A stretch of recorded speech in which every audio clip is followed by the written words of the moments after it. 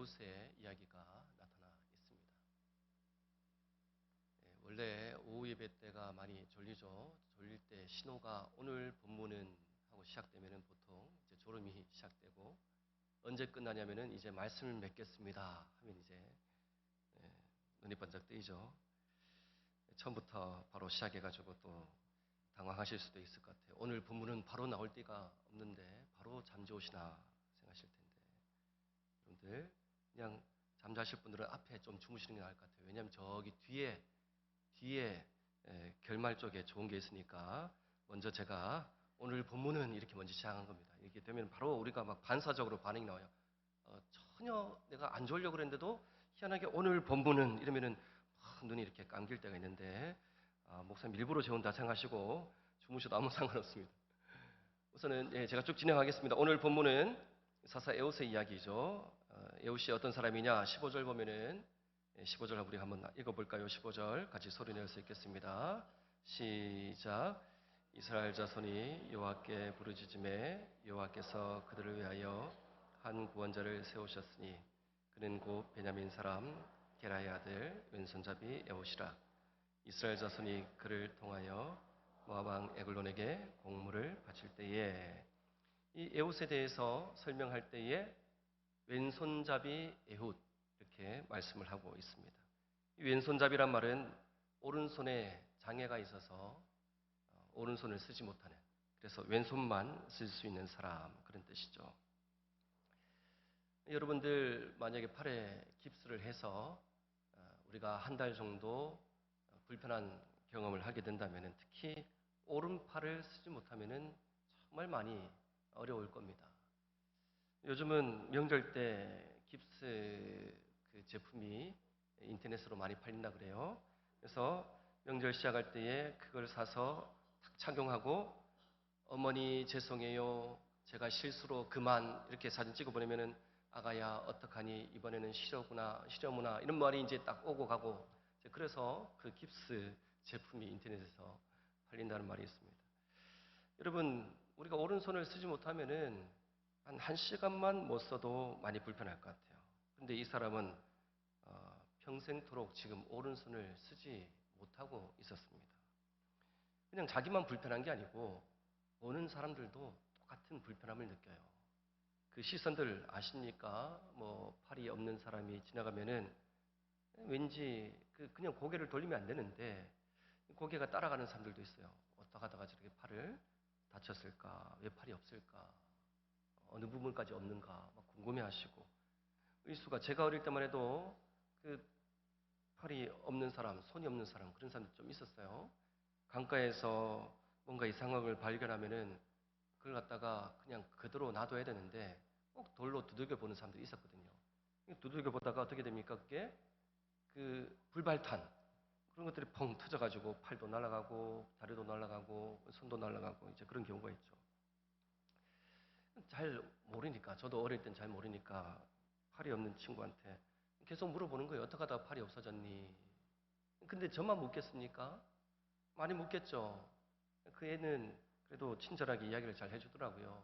그 고물인 줄 알고 돌멩이 들고 열심히 내려 찍었는데 한순간에 펑 터졌다. 그러면서 이제 팔이 없어졌다. 그런 이야기를 해요. 이 사람은 어떨까요? 에웃에게도 사람들이 여러 가지 물어봤을 것 같아요. 지금 여기는 지금 잘 안 나오지만 사람들은 물어보지 않았겠습니까? 에웃 어떻게 하다가 오른팔이 없어졌습니까? 뭐 묻는 사람도 있을 거고 또 애기 엄마하고 애기하고 이렇게 같이 갈 때 애기가 계속 떨어져라 보면은 보는 거 아니야? 이러면서 또 막 이렇게 하는 거 또 다 들릴 거 아니에요, 그죠? 그 사람은 그냥 그게 익숙한 삶으로 살았을 겁니다. 그 인생에 많은 시련이 있었을 거예요.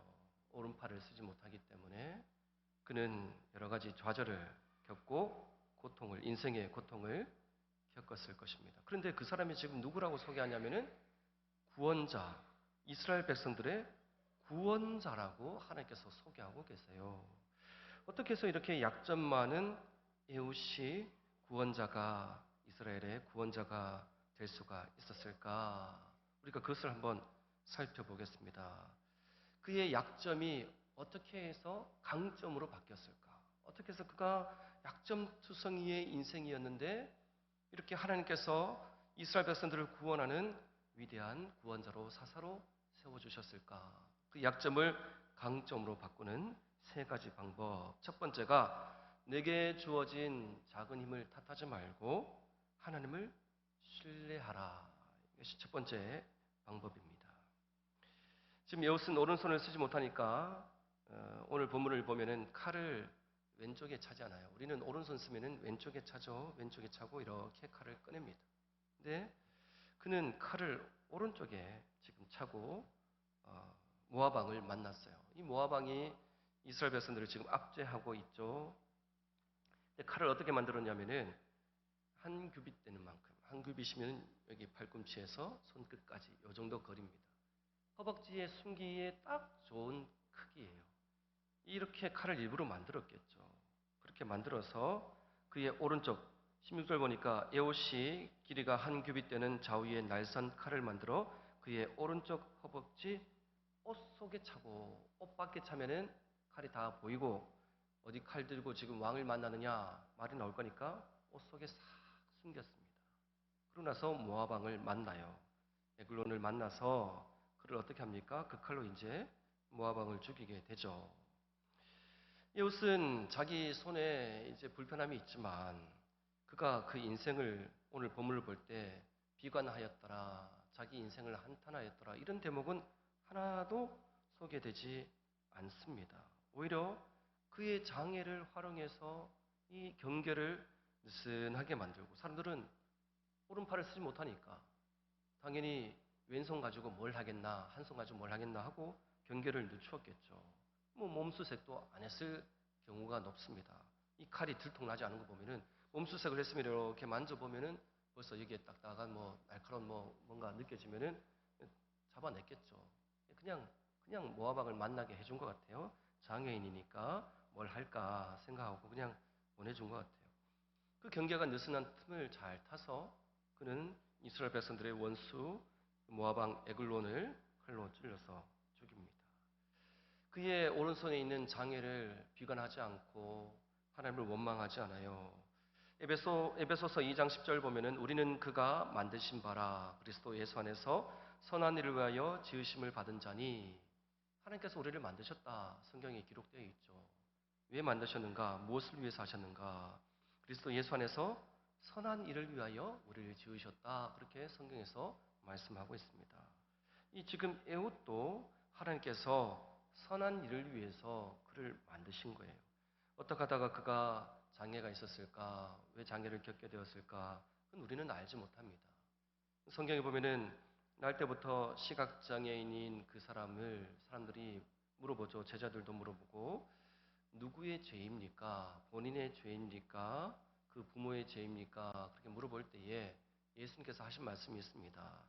본인의 죄도 아니고 부모의 죄도 아니고 하나님의 영광을 위해서다.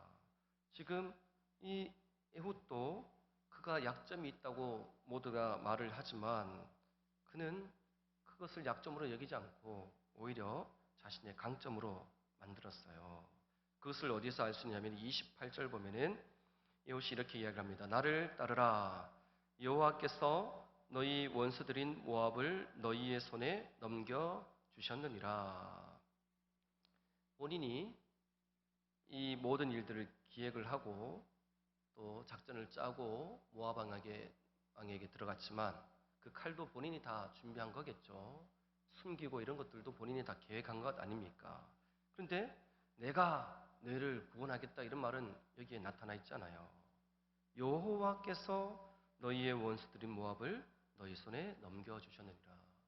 이 말은 본인이 에웃이 늘 하나님께 의지하는 삶을 살았다. 그리고 하나님을 신뢰하는 삶을 살았다. 하나님께서 반드시 우리의 원수인 모압을 우리 손에 맡겨주실 것이다. 라는 것을 믿고 그가 하나님을 의지했다라는 것을 알 수가 있습니다. 그의 인생이 약점투성이었지만 그는 그 약점 가지고 자신의 인생을 평가절하하지 않았어요. 우리가 이것을 우리의 삶에 적용해 본다면은 우리가 만약에 길 가다가 길에 떨어진 그 신사임당이 그려진 노란색 종이를 발견했을 때에 어떤 마음을 가지느냐 한번 생각해 보십시오. 그 종이가 글씨가 숫자가 앞에 5가 적혀 있고 동그라미가 뒤에 4개가 붙어 있죠. 자, 그런 종이를 우리가 딱 봤어요. 근데 보니까 신발 자국이 나 있는 거예요. 누군가가 밟았어요. 자, 그러면 어떡합니까? 신발 자국이 나서 못 쓰겠네. 자, 그런 분이 계십니까? 근데 딱 보니까 이게 접혔어요. 구겨진 거예요. 구겨져서 못 쓰겠네. 그런 분이 계십니까? 보는 순간 우리는 빨리 쫓아갑니다. 그리고 어떻게 해요? 한 번 더 신발 자국을 낼 거예요. 탁! 발로 탁 밟아가지고. 다음에는 이제 먼 산을 이렇게 보죠. 먼 산을 보면서 여유 있게 전혀 긴장하지 않고 슥 둘러볼 거예요. 그죠? 둘러보고 다음에는 먼지를 좀 털면서 신발끈이 풀렸네. 살며시 내 신발 자국이 하나 더 찍히더라도 우리는 어떡하죠? 빨리 가서 바람에 날아가기 전에 빨리 잡죠. 신발 자국이 무슨 소용이 있어요? 우리가 우리 인생에 구김이 좀 있을 수도 있어요. 우리 인생에 먼지가 좀 묻을 수도 있어요. 하지만 우리가 그 가치가 떨어지는 것은 아닙니다. 우리는 하나님께서 직접 우리를 만드신 하나님 영광 위에서 만드신 하나님의 걸작품입니다. 하나님께서 다 여러분을 하나님의 걸작품으로 만드신 줄로 믿으시기 바랍니다. 우리 좌우로 인사 한번 할까요? 자, 이렇게 하면 조금 주무시는 분들도 좀 일어날 수가 있으니까. 당신은 하나님의 걸작품입니다. 좀 서로 해주세요. 뭐 그렇게 서로가 안 보인다 할지라도 하나님께서 그렇게 말씀하셨기 때문에 내 생각이 중요한 게 아니에요. 그죠? 내 생각엔 나는 그거 아닌 것 같은데 해도 하나님이 맞다 하면은 맞는 겁니다. 그죠? 하나님께서는 여러분을 걸작품이다. 이 옷도 하나님께서 만드셨어요. 걸작품으로 만드셨어요. 그래서 그를 이스라엘 백성들을 구원하는 사사로 세워 주십니다. 그가 하나님을 의지할 때에 그 오른팔이 없었지만 하나님께서 그 능력의 오른팔이 이 에웃의 오른팔이 되어 주신 거예요. 하나님을 신뢰할 때에 하나님께서 우리의 약점을 오히려 강점으로 만들어 주십니다. 그래서 우리의 인생이 하나님께 귀하게 쓰임받는 인생으로 변화되도록 이끌어 주시는 것이죠. 두 번째, 약점을 강점으로 만드는 법. 내게 주어진 환경을 탓하지 말고 최선을 다하라. 그러니까 환경을 우리가 탓할 때가 있어요. 환경. 이 에옷이 자기의 환경을 생각해 보면은 좋은 환경은 아니었을 것 같습니다. 특히 지금 이 모압 왕 에글론이 이스라엘 백성들을 압제할 때에 그의 몸도 불편하고 그의 이 주변의 환경도 이 에글론에게 압제당하는 이런 상황. 그때에 그는 환경 탓하고 내가 장애인인데 뭘 하랴. 지금 우리나라 이 상황이 이런 상황에서 내가 뭘 하랴. 그런 생각하지 않습니다. 우리는 뭔가 봉사하고 뭔가 헌신하려고 할 때는 그 부분에 대해서 적극적으로 말을 못할 때 환경 탓을 할 때가 있어요. 그래서 어떤 말을 합니까? 헌금을 해야 될 때가 되면은 내 코가 석자다. 그런 이야기를 합니다. 자, 봉사하러 교회 좀 오세요. 그러면은 내가 바빠서 시간이 안 난다. 그런 말을 하죠. 그러니까 우리가 언제 봉사하느냐? 시간 날 때. 언제 헌금합니까? 여유가 될 때. 그러니까 우리는 늘 남아 돌 때 그거 가지고 하나님께 드려야 된다라고 무의식적으로 생각하고 있어요.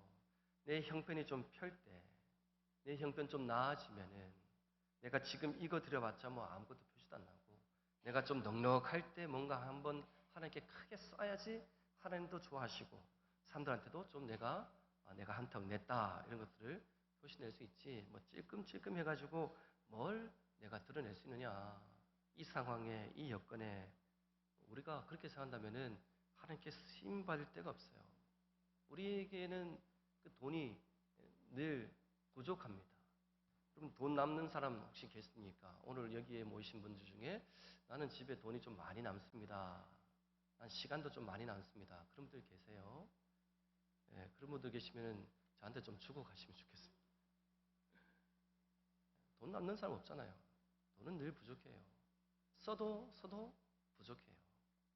그러니까 우리가 하나님 앞에 내가 좀 형편 나아지면은, 내가 좀 여유 좀 생기면은, 시간 좀 될 때 그때 봉사한다. 그거 못합니다. 보통 그런 분들이 계시죠. 내가 뭐 나중에 은퇴 다 하고 연금 받을 때쯤 되면 그때 뭐 봉사하든가. 여러분, 우리가 하나님께 드릴 때는 좋은 거 드려야 돼요. 젊은 시절 우리가 힘이 좋을 때, 열심히 일을 할 수 있을 때 그때 하나님께 드리는 건데, 나중에 남은 거 가지고 하나님께 드리려고 하면은 하나님께서 우리에게 어떻게 말씀하시겠습니까? 예수님께서 우리에게 그 생명을 주실 때 생명이 남아 돌아서, 그리고 예수님께서 피를 흘리실 때 피가 남아 돌아서, 예수님께서 이 땅에 오셔서 그 채찍에 맞으시고 고난을 당하실 때에 시간이 남아 돌고 여유가 있고 뭐 취미 삼아 재미 삼아 예수님께서 십자가 지신 게 아니잖아요. 우리도 그 예수님을 나의 구주로 영접했다면은 예수님 믿을 때 취미 삼아 재미 삼아 여유가 되니까 뭐 남는 시간에 뭐 내가 뭐 하나 교회나 가지, 그게 아닙니다. 예수님께서 남는 시간에 뭐 하나 내가 사람들이나 구원해 볼까, 그렇게 해서 한가하게 오신 분이 아니잖아요. 하나님도 여러 아들 중에 내가 이번에는 누구를 십자가에 못 박을까, 네가 내려가라 하신 게 아니잖아요. 독생자 예수님을 우리에게 주신 분이 하나님이세요. 가장 귀한 것을 주신 분이 하나님이세요. 우리는 이런저런 여건 보고 내가 남아돌 때 봉사하겠다, 여유가 될 때 봉사하겠다, 그래가지고는 하나님께 헌신 못하고 봉사 못합니다. 그렇게 여유될 때, 시간 날 때 신앙생활 하는 사람들을 예수님의 팬이라 그래요, 팬. 예수님 마음에 드니까 좋아서 열성적으로 열광하죠. 근데 그 팬과 제자는 다릅니다. 제자는 예수님 따라 십자가를 지는 사람이고, 팬은 내 마음에 안 들면은 얼마든지 욕하고 버릴 수 있는 사람이에요. 우리가 제자인가, 아니면 예수님 좋아서 그냥 내가 따라다니는가 고민을 해봐야 됩니다. 내가 여유될 때, 시간 될 때, 그때 내가 좀 예수님 위해서 살겠다, 그 마음을 가지면은 우리는 예수님 좋아하는 팬으로서 인생이 끝나는 거예요. 예수님 좋아하는 팬은 천국 가는 사람들이 아닙니다. 천국은 누가 갑니까? 누구든지 나를 따라오려거든 자기를 부인하고 자기 십자가를 지고 나를 따라야 된다. 예수님께서 말씀하셨죠? 십자가 지는 사람이 예수님처럼 십자가 지는 사람이 천국 가는 거예요. 예수님 계신 천국 가는 거예요. 이것은 많은 노력을 했습니다. 환경을 탓하지 않고 준비했습니다. 그가 그 칼을 만들 때도 많은 노력을 했을 것이고, 손잡이 없는 칼을 만들어서 단번에 이 원수를 물리치는 그 일을 하기 위해서 정말 한 손 가지고 이 일을 해내려고 노력을 많이 했을 거예요. 노력이 있어야 돼요. 그냥 뭐 취미 삼아 재미 삼아 해서는 안 됩니다. 열심히 노력해야 돼요. 그 노력 가운데에 우리가 약점을 극복할 수 있는 힘이 생기는 겁니다. 미국의 대통령 아브라함 링컨, 우리가 다 알고 있지만 학력에 약점이 있었어요. 근데 그가 열심히 공부했습니다. 변호사도 됐고 많은 공부를 해서 그 다음에 미국의 대통령도 되었어요. 노예제도 폐지하고 자유를 갈망하는 사람들에게 자유를 주었죠. 우리가 잘 알고 있는 배트맨 말고요. 베토벤. 그는 귀가 안 들리는 질병을 앓고 있었어요. 근데 그가 곡을 작곡했는데, 우리가 잘 알고 있는 찬송가 64장 기뻐하며 경배하세요. 다 알고 계시죠? 그게 교향곡 9번에 있는 곡입니다. 그 곡을 그가 귀가 안 들리지만 피아노 다리를 다 잘라서 그 진동이 있는 마룻바닥에 대고 그 진동을 느껴가면서 작곡을 했던 거예요. 열악한 환경이 있었지만 오히려 그 환경이 그들을 만들어 갔습니다. 우리 주변에 환경이 좋지 않다 할지라도, 여건이 좋지 않다 할지라도, 지금 내 삶이 넉넉하지 않다 할지라도 그 모든 환경 이상, 그 환경 너머에서, 이 상황 너머에서 우리를 이끌고 계시는 하나님을 바라볼 때에 우리는 그 모든 여건들을 다 이겨내고 하나님이 들어서시는 귀한 일꾼이 될 수가 있는 것입니다. 이제 마지막, 내게 주어진 작은 것을 가지고 하나님을 섬겨라. 예. 31절 보면은 이 에웃 이후에 삼갈이라는 사람이 나타나요. 한번 읽어볼까요? 31절 시작.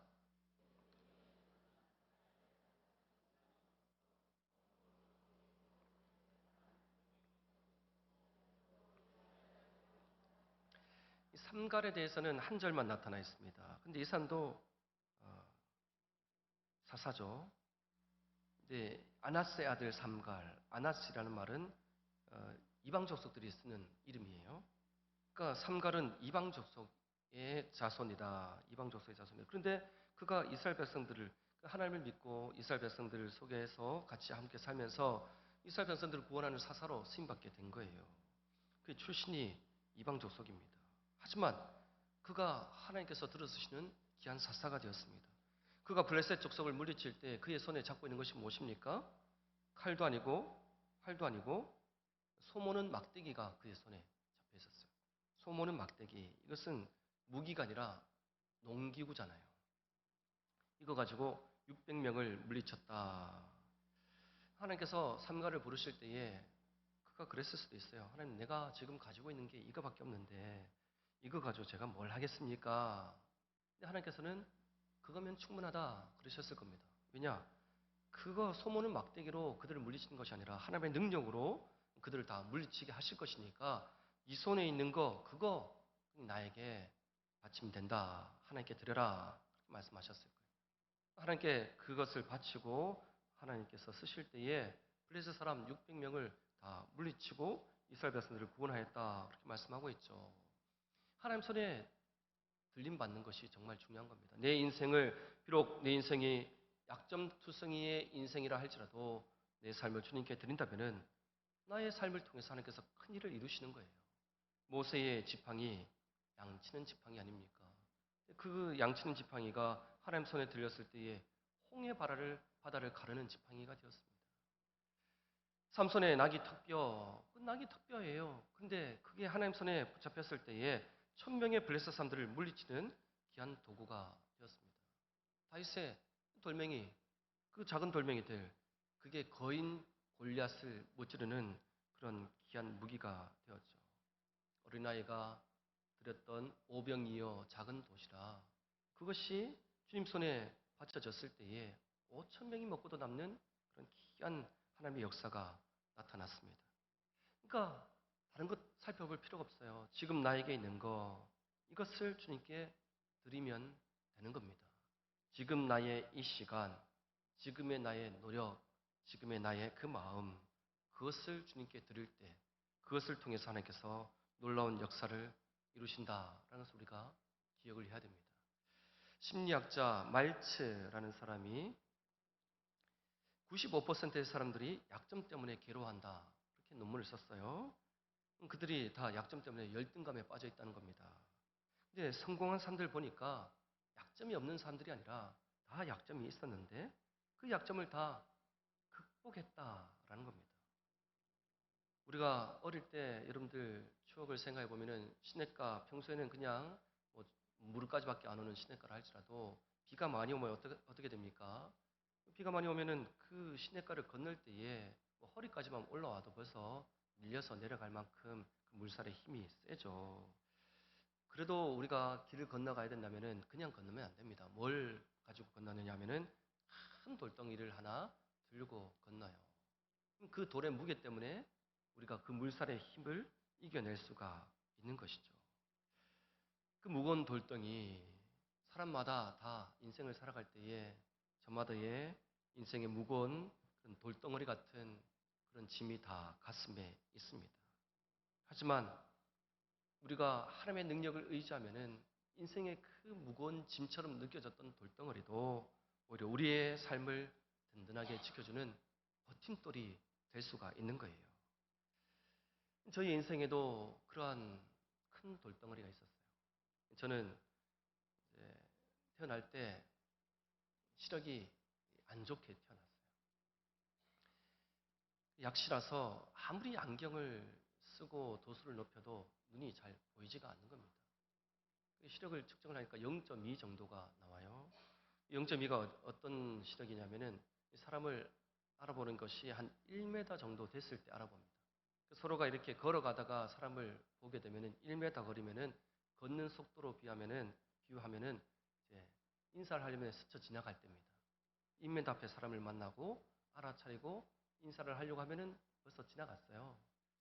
제가 그렇게 눈이 안 좋아서 그 나쁜 시력 때문에 불편을 많이 겪었습니다. 학교 다닐 때는 칠판이 안 보여서 힘들었고, 대학 시절에는 선배들이 인사 안 한다고 너 왜 그렇게 선배를 물로 보냐 뭐 불러가지고 꾸중할 때도 있고, 늘 고개 숙이고 다녔어요. 그리고 버스 탈 때도 불편했어요. 번호가 안 보이니까. 요즘에는 뭐 버스 몇 번 오는지 다 알려주잖아요. 제가 어릴 때는 버스 번호 자기가 알고 타야 됩니다. 저기 뒤에 버스 있는 것도 보려면 쫓아가야 되고, 버스가 아니면은 내 타는 버스가 아니면 또 돌아와야 되는데, 쫓아가면 또 아저씨가 또 친절하게 문을 열어주시거든요. 그럼 버스가 그 내 번호가 아니면은 타면 안 되잖아요. 또 아저씨한테 물어봅니다. 아저씨 이 버스가 어디 갑니까? 물어보면은 건너가서 타라 또 그런 이야기를 하죠.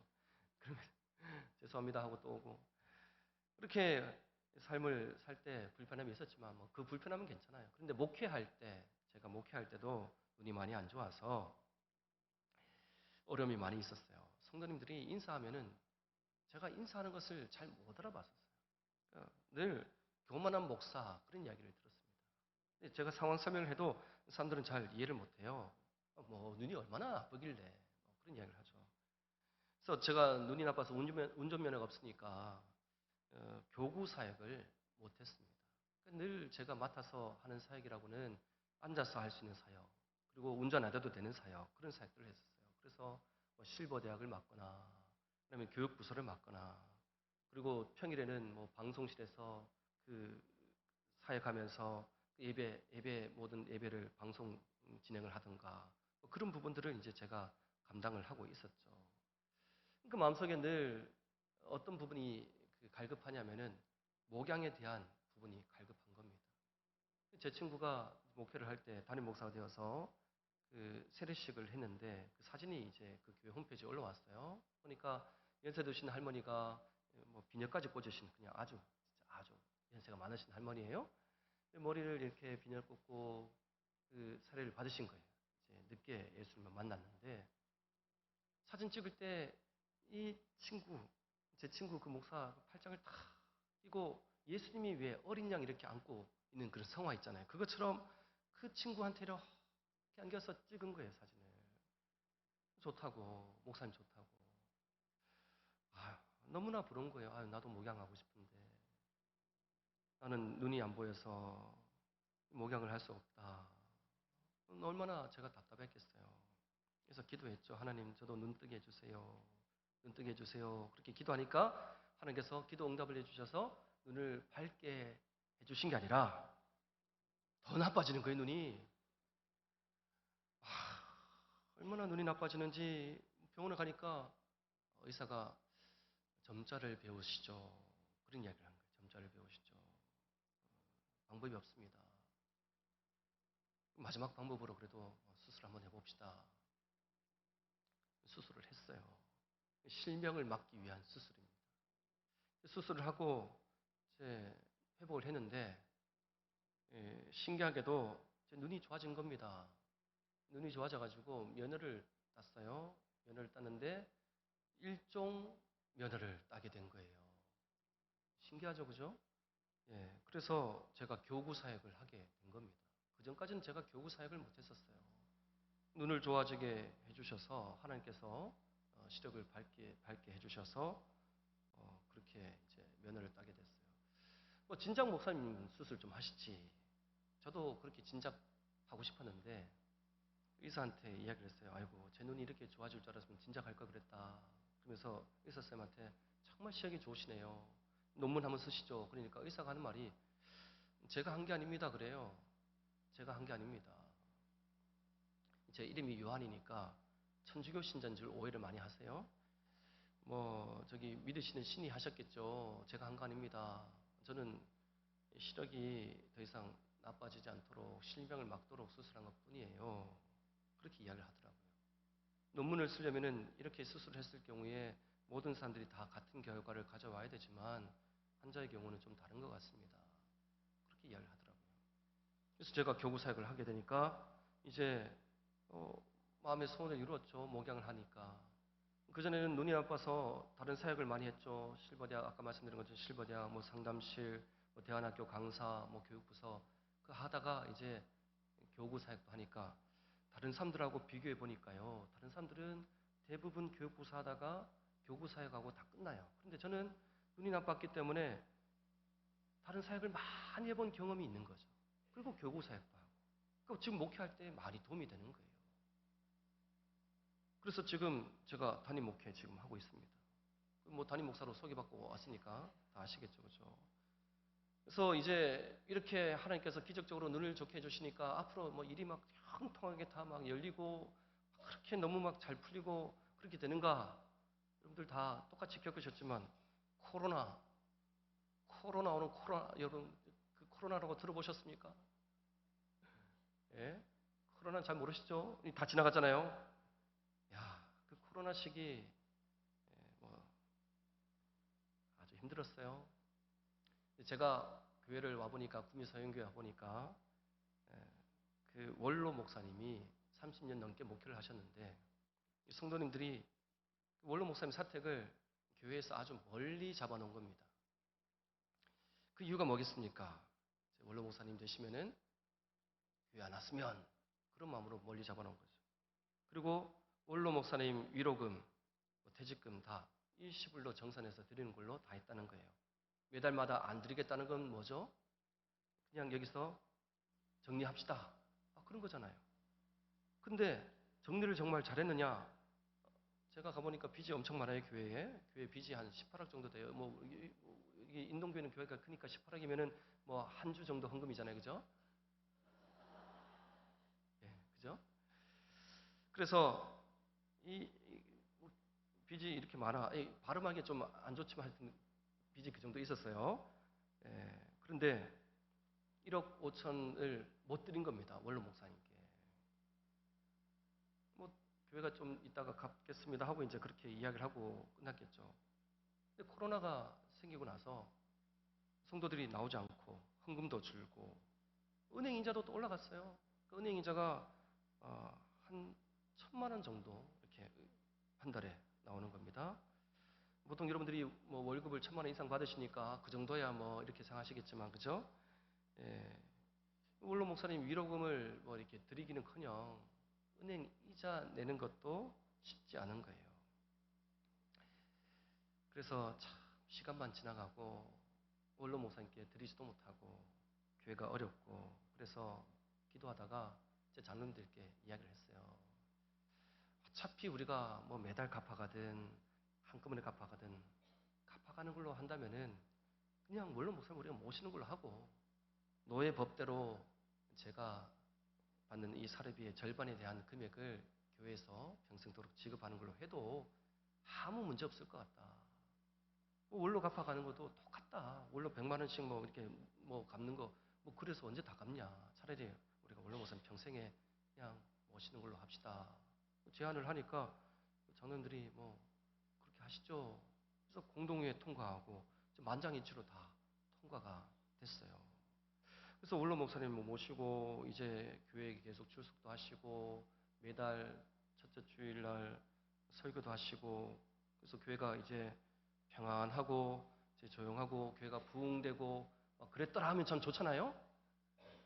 그 원로 목사님께 이제 생활비 드리는 게 그 전에 안 나가다가 이제 드리니까 어떻게 돼요? 더 쪼달리죠. 예, 야 쪼달리고 그래서 제 사례비도 제때 못 받고 직원 사례비도 제때 지급 못하고 야 이래가지고 어떡하나 내가 말은 꺼냈는데 그랬으니까 뭐 원로 목사님 거는 챙겨드리지만 제 거 달라는 소리도 못하고 그냥 있었어요. 작년 이맘때입니다. 제가 1년에 2번 정도 기도원 주간을 가지는데 기도원 주간을 가질 때 교회 행정관사가 전화가 왔어요. 목사님 큰일 났습니다. 무슨 큰일이냐 그러니까 이상한 돈이 입금이 됐다는 거예요. 뭔데요? 그러니까 3천만 원이 입금이 되는데 모르는 사람이 입금했다는 거예요. 사람도 아니고 어떤 기업이 입금했다는 거예요. 기업. 어떤 느낌이 드냐면은 야 우리 교회 계좌가 보이스피싱에 이용당했구나. 그래서 얼마 남지 않은 이제 뭐 잔고가 얼마 없어요. 잔고가 없는데 이제 이것까지 우리가 계좌가 막 갑자기 묶이면은 그 뭐냐 저기 전기세도 못 내고 큰일 난다. 그래서 몇백만 되는 거라도 빨리 다른 데 옮기세요 했는데 이걸 이제 저 혼자 고민하면 안 되니까 장로님하고 이제 이야기를 했죠. 장로님 돈이 이상한 돈이 입금됐다는데 어떤 기업에서 입금을 했답니다. 그러니까 장로님이 아시는 거예요. 내가 아는 분이 입금했을 거예요. 그러는 거예요. 누구십니까? 그러니까 원로 목사님 사모님의 오빠래요. 오빠가 서울의 그 대형 교회의 원로 장로님이신데 그 공장을 운영하신다는 거죠. 비료 공장. 그래서 그분이 입금하신 것 같다. 그래서 연락처를 주십시오. 확인해 보겠습니다. 혹시 실수로 하시는지 아닌지 전화를 했죠. 하니까 그 장로님하고 제가 처음 통화를 하는 거예요. 처음 통화하면서 장로님 제가 여기 구미서인교회 담임 목사입니다. 그러니까 예 목사님 그 어떻게 입금을 하셨어요? 그러니까 기도 중에 자꾸 우리 교회가 보이더래요. 그래서 하나님께서 좀 도와주라고 그렇게 하신 것 같다. 코로나 시기니까 모든 교회가 다 어려우니까 구미서인교회 보이는 거는 하나님께서 좀 도와주라고 하신 것 같다 하면서 입금을 하셨다는 거예요. 그러면서 본인 간증을 많이 하세요. 제가 이 코로나 시기에 다른 거 의지할 것도 없고 하나님만 의지하고 말씀 읽고 기도하고 있더니 희한하게 다른 공장들은 다 문을 닫는데 본인 공장은 잘 된다는 거예요. 물론 다른 공장이 문 닫으니까 뭐 다 몰리니까 더 잘 될 수도 있고 또 하나님께서 그죠? 뭐 그렇게 몰아주시니까 잘 되는 거예요. 그래서 신기하다 하고 계시는데 우리 교회가 딱 보이니까 이렇게 헌금을 하셨다는 거죠. 3천만 원. 제가 한 달에 이자가 얼마나 간다고 그랬어요? 1,000만 원. 그러니까 몇 달 버텼을까요?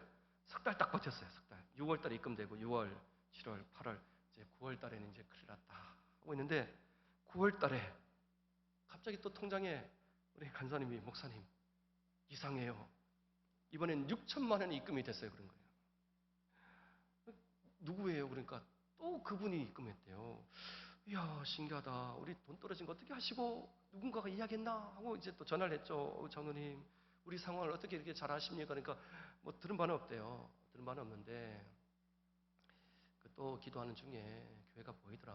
그래서 아무래도 목사님 많이 힘든 것 같아서 나들었는데 이거 가지고 원금을 좀 갚으세요. 원금이 얼마입니까? 하길래 원금이 얼마다라고 말씀드렸더니 이제 놀라시더라고요. 그 발음하기도 어려운 그 금액, 그죠? 야, 그 금액이 이렇게 있구나. 그 장로님이 놀라시면서, 이거 가지고는 안 되겠네요. 그러시더라고요. 여러분, 기대가 좀 되시죠? 야, 저도 갑자기 막 심장이 막 그때부터 막 두근두근, 야, 우리 장로님이 감동을 하셨나. 어떤 말씀 하실까 했더니, 목사님, 제가 한 달에 500만 원씩 계좌 이체를 해드리겠습니다. 이거 가지고 6천만 원 가지고 원금을 좀 갚으시고 이자도 좀 내시고 교회 운영도 하시고 그 매달 500만 원 드리는 거 가지고 교회 어려운 상황을 잘 이겨내시면 좋겠습니다. 하고 이체를 해주신 거예요. 그래서 지금도 계속 이체 받고 있어요. 얼마를 입금 받았죠? 잘 이해가 안 되시는 것 같은데 처음에 3천만 원 하고요. 다시 하고 다음에 6천만 원 다음에 9천만 원 그리고 매달 500씩 해서 12개월 하면은 6천만 원. 원로 목사님 우리가 드려야 될 금액이 얼마라 그랬어요? 1억 5천. 근데 그분이 얼마를 우리한테 지원해 주셨어요? 1억 5천. 이게 우연일까요, 여러분? 우리는 그냥 원로 목사님 다시 모십시다. 원로 목사님께서 교회에 계셨으면 좋겠습니다. 세상적인 논리로 하면은 목사님 모시면은 옆에서 잔소리 하실 수도 있고 힘들어요. 그게 세상 논리예요. 아버지가 잔소리 할 수도 있죠. 그렇다고 아들의 가정이 망합니까?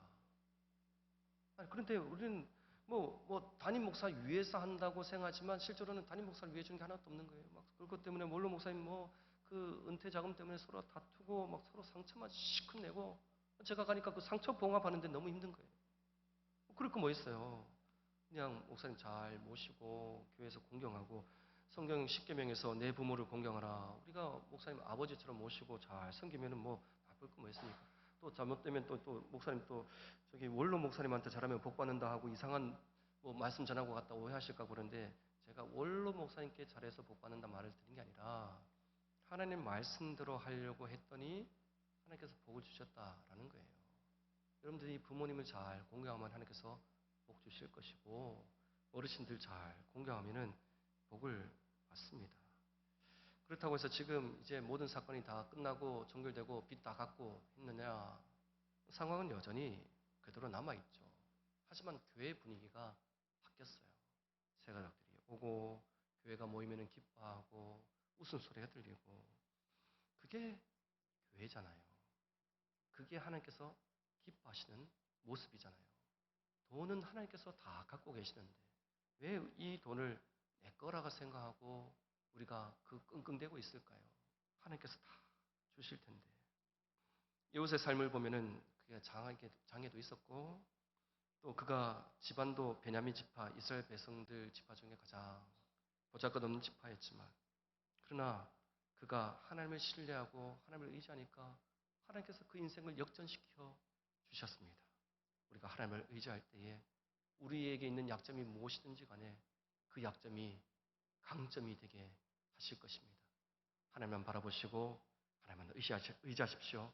그래서 하나님께서 우리 인생을 역전시켜 주시는 놀라운 축복을 받아 누리는 저와 여러분이 되기를 주님의 이름으로 축원을 드립니다. 하나님 아버지, 나에게 있는 작은 힘 탓하지 말고 하나님 신뢰하기를 소망합니다. 우리에게 있는 환경을 탓하지 말고 최선을 다하게 하시고 내게 주어진 작은 것으로 주님께 드려서 주님을 섬기는 자가 되게 하여 주시옵소서. 우리의 약점을 하나님의 능력으로 채워주셔서 우리의 약점이 강점이 되게 하시고 연약한 우리의 인생이 하나님께 쓰임받는 귀하고 복된 인생 될 수 있도록 우리 인생을 역전시켜 주시옵소서. 주님께서 인동교회를 주님의 피값 주고 사셨으니 이 교회를 주께서 지켜주시고 오늘 남전도의 모든 회원들 헌신하고자 작정할 때에 그들의 마음을 주께서 붙잡아 주셔서 그들의 인생이 약점이 있다 할지라도 주의 능력으로 채워주셔서 강점이 되게 하시고 하나님께 귀한 쓰임 받아서 그 가정을 바르게 세우고 교회를 바르게 세우고 하나님 나라를 세워가는 귀한 일꾼 되게 하여 주시옵소서. 예수님 이름으로 기도드리옵나이다. 아멘.